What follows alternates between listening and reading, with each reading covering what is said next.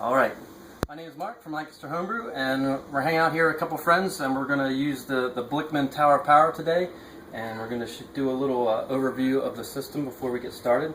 So we have a Blichmann stand with two of their pots. On the left side is their 10-gallon boiler maker, and this is going to be our mash tun. On the right side is a 15-gallon boiler maker, and that's going to be our boil kettle. We're doing a double batch today, 10-gallon batch, so we'll have around 12-gallon of wort that we boil in here, so you have some headspace to allow for the boil.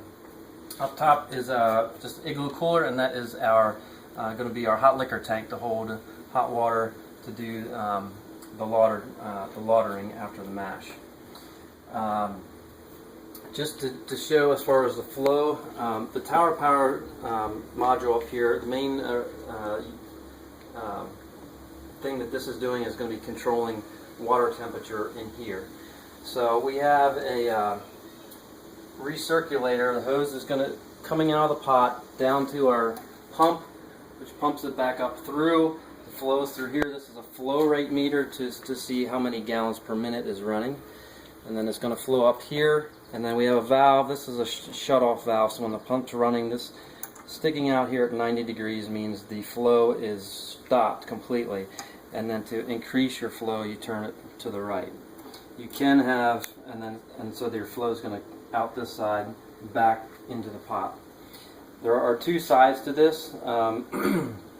Some people will set up where you have your hose for the mash on the left side going back to the mash. And in that case, our lever would be the whole way over here for flow back to the mash, and then we're ready to do the lauter tun and pump it over to the kettle. We would have a second connection over to the kettle, and when we're ready, we would just switch sides to begin flow over to there. I'm keeping it simple, and so I'm just dealing with one line. So when I'm ready to do the mash, which you'll see later, we're just going to pull the hose out of the pot, stop the flow for a moment, and move the hose over to boil kettle. Let's see here. Before we get started, just the controls are real simple on this. Your on and off is on the front. To turn your pump on is on this side here. To flip it up, will automatically turn the pump and it'll circulate until you stop it. There is a beeper or silence mode that you'll see that's connected with the flow. So if the flow slows down, it'll give a warning signal, and we'll demonstrate that here in a little bit. Then up here is our temperature settings. I have it set at 145 to begin our initial temperature heat up for our strike water. The actual, so that means what the actual temperature is. We just poured our water in, and it's at 78 degrees. Let's see, anything else? So your settings here, reset just is kind of, that's our off position.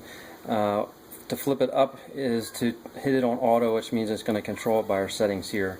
If you put it to the down on just on, it is going to trigger the solenoid to open your gas on the Blichmann burner to turn on, and it'll stay on continuously. So you definitely want to stick around if you want to monitor the temperature in that case, because it can get it'll take it up to a boil, which you definitely don't want to do in a mash. One last thing to show quick on this side then for the controls.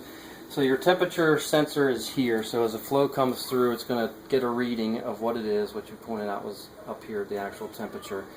Then this will automatically send a signal if it needs to heat or add additional heat. There's an electric firing pin down here to ignite, and then this is our solenoid valve that opens our gas flow in to automatically turn it off and turn it on as needed. When we first turn this on, I think we're ready. Actually, we'll get the water flow going for the strike water. So we will first get the flow going, which I'll just flip it down. There's going to be an airlock.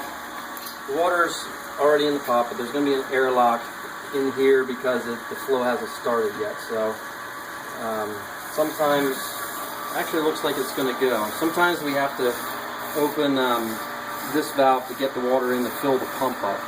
It looks like we might get it here, so we'll put it the whole way up. You can see here it hasn't quite gone yet.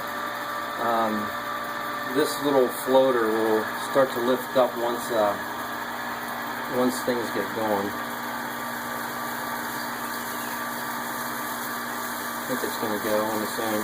If it doesn't get going, you have an airlock and you'll probably have to bleed out this line here. It looks like it's about ready to go. Yeah.